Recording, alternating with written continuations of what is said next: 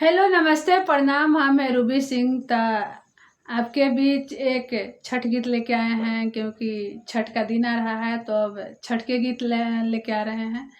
और आप लोग ढेर सारा प्यार आशीर्वाद दीजिएगा, वीडियो को शेयर करिएगा और सब्सक्राइब करना नहीं भूलिएगा।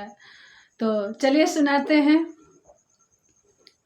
गंगा मैया के पानी यहाँ झालरा मारे नैया डगा मागा जाए, नैया डगा मागा जाए, जाई नैया चढ़ा थी नया नंदा बाबू जवरे बहुआरो दे साथ, जवरे बहुआरो दे साथ।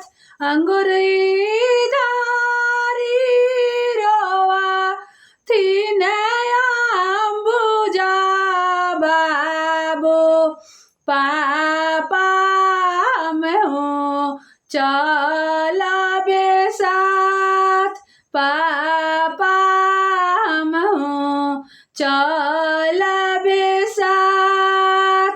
अचरा धारी रोवा थी ने राखिया बेटी मामी हम हूँ चला बेसाथ, मामी हम हूँ चला बेसाथ।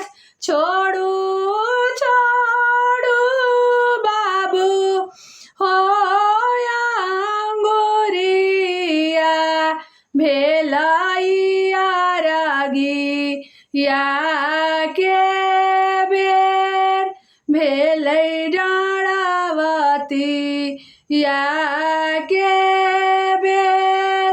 छोड़ू छोड़ू बेटी हो चरावा भेलैया रागी या के बेर भेलै डाँडावती या के